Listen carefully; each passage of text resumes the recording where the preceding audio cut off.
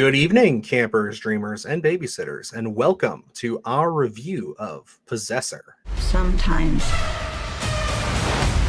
that small thought is all it takes to lose control. Alrighty, Luke. So we got the new Brandon Cronenberg movie, Infinity Pool. We're checking it out tomorrow, which I'm pretty excited for it. I've been looking forward to that. I mean, we got the Queen Mia Goth in it. Alexander Skarsgård is somebody that I like quite a bit. So, as far as acting goes, it looks great. As far as the concept goes, very intriguing. And, this has been a gentleman who's kind of eluded us in a sense because, Possessor came out. A lot of people were talking about it. I meant to watch it a lot sooner than I did. And I know you ended up buying it. Yes. And just never really sat down and gave it the time of day. I know you said at one point you tried to watch it. I tried to watch it a couple times. I just kept turning it on while I was doing things. And, you get into that mode of obviously watching this.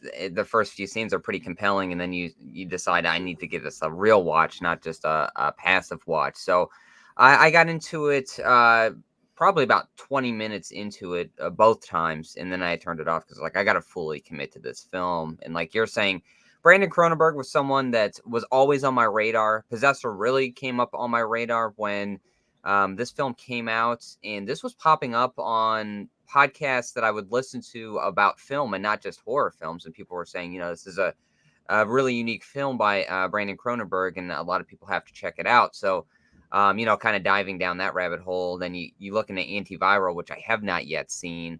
Again, I've looked into it, haven't fully committed to that one, but I know that one is streaming in a few spots. So after seeing Possessor here, I'm definitely going to be diving down the Antiviral well and seeing what's there after we check out Infinity Pool here tomorrow. Absolutely. So I guess we can open it up here. So how'd you feel about the film? I loved it.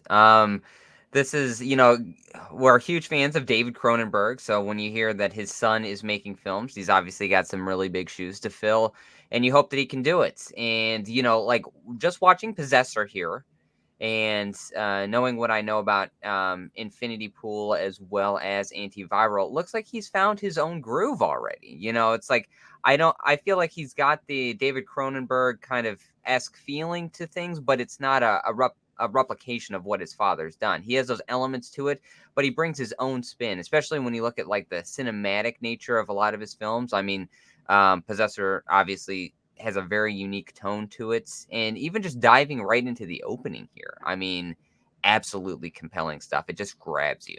Absolutely. Yeah, no, I was intrigued as soon as we kind of got into the film and, she was sticking the needle into her head and, Yes. Kind of doing the face contorting thing. It was just one of those things where it does grab you.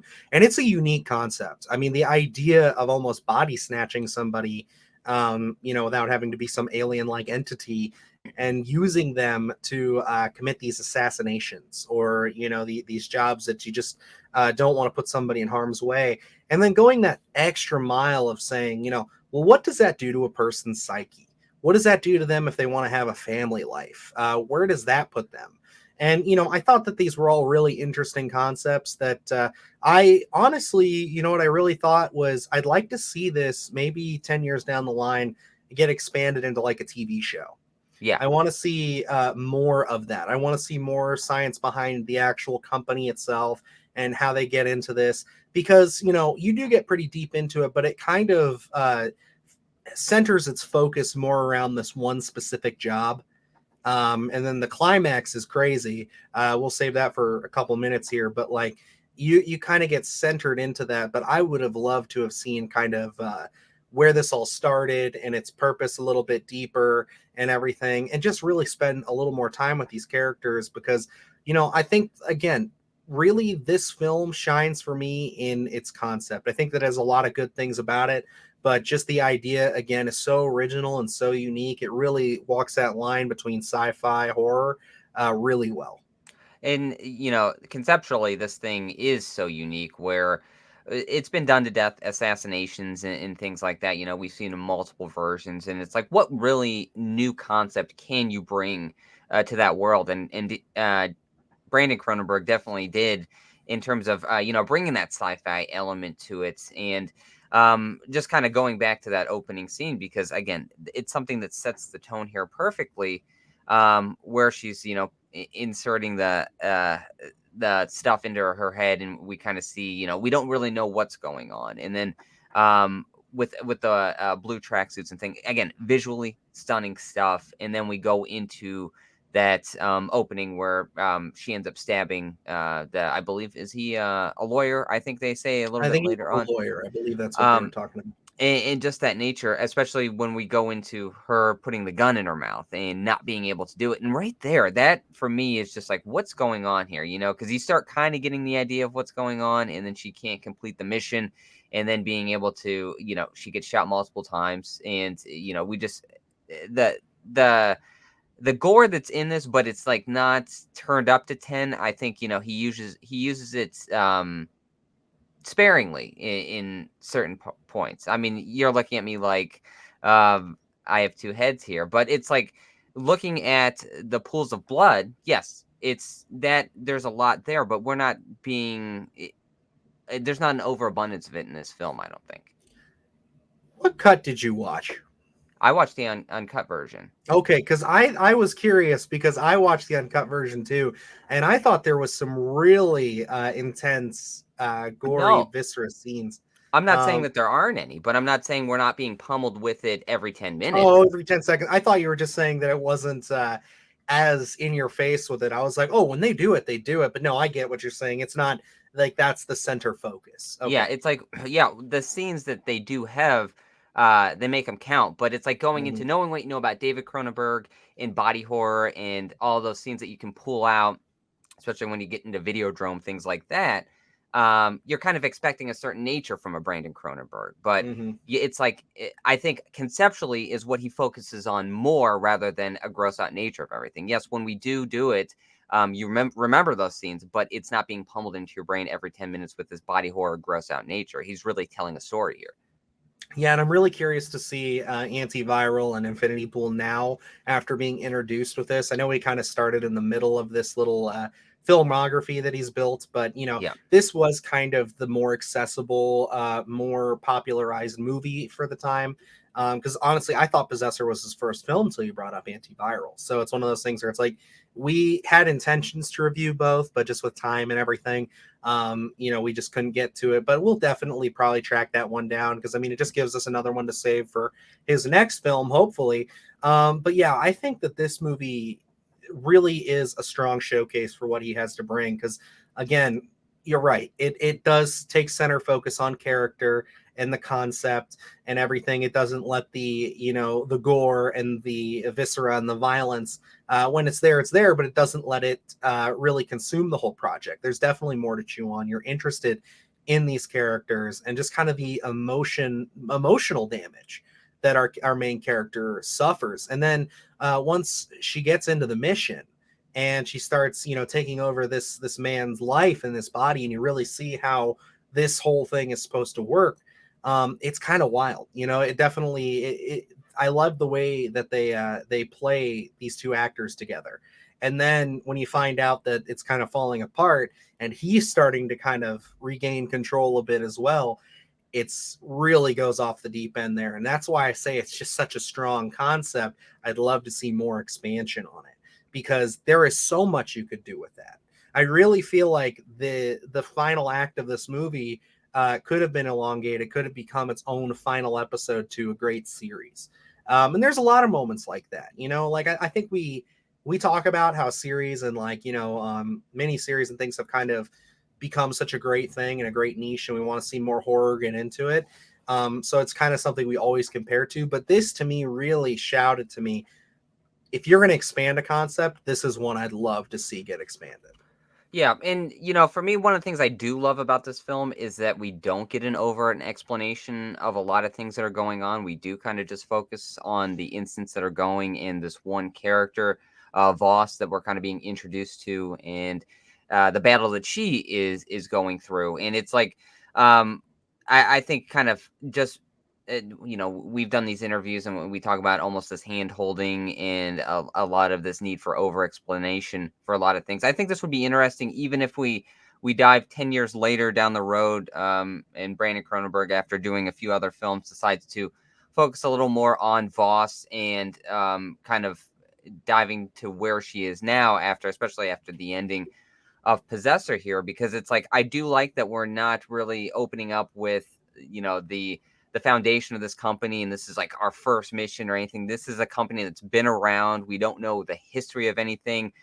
They clearly have a perfected method to a lot of stuff, but it's only perfected so much as we see Voss kind of still battling with her own personal issues, with also taking the identity of other marks or whatever you want to call them, and almost leaving. I feel like losing a piece of herself every time that she does it.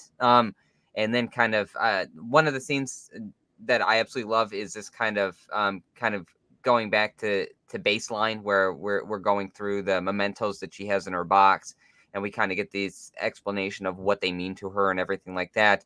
And again, the character work here is perfect. And like how you said, we go into this battle between Voss and Colin a little bit later in the film. And again, the subtle nature of it's perfect, because we're not kind of getting this, as soon as Voss takes over Colin, we're not getting this different mannerisms or anything. She's trying to replicate him through everything, so she doesn't seem weird.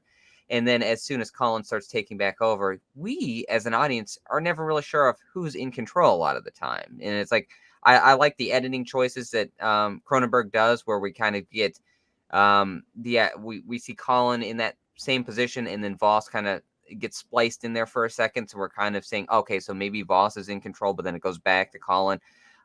It really keeps you on your toes. It keeps you asking a lot of questions. Even at the end here, I still think it's like, I think the storytelling is fairly straightforward, but I still think it leaves you with questions. No, absolutely. And the best movies always do. Yes. So it's one of those things where I also agree. I love a lot of the visual storytelling here, especially with the the switching of personalities, almost the wax face melting Yes. stuff. I thought was very cool. It's terrifying. It is. It really adds that idea of just taking away that identity. And, obviously we use it in the corner here and in the back poster there. If you're familiar with the cover of this film, the kind of face mask that the person wears, I think is a very nice visual representation of what's going on in that scene, and just how they use it is very smart. I think that this is definitely a very competent movie. I can't wait to revisit. Definitely should have seen it when it came out, but I am happy that I've gotten to see it now, and it definitely makes me even more excited for Infinity Pool. Even though I was already pretty excited about that one. So. Yeah, and it's like, not seeing Antiviral, but knowing the casting there, and then we're jumping. I think Antiviral was like 2012, 2013. Mhm. So we're jumping pretty far into Possessor here, and then looking at casting there, and now looking at the casting in Infinity Pool. You can see Cronenberg just getting on a grander scale, I think, Oh yeah. And I'm excited just from a cinematic perspective of seeing Possessor. I saw some stills from Antiviral, and those look very compelling as well.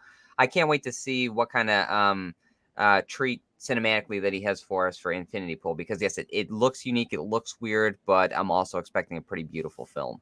100%.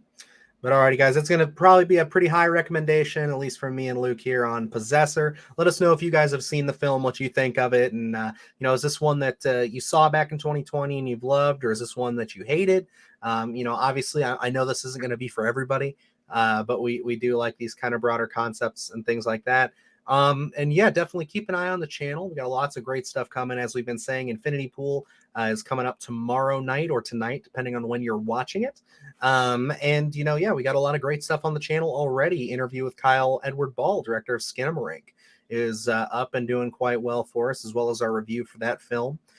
We had the Sunday Scaries get all chopped up this week, so you guys can either check out the clips or you can watch the full show. It's available to you there. And we are covering week to week each episode of The Last of Us as they drop. So definitely check all that good content out. And if you're new here, hit that subscribe button for us. We are on our way to 1,000 subscribers and growing. And yeah, that's pretty much all I've got for us. So I guess until next time, I'm Dylan Newell. And I'm Luke Janesco. And remember, stay scared.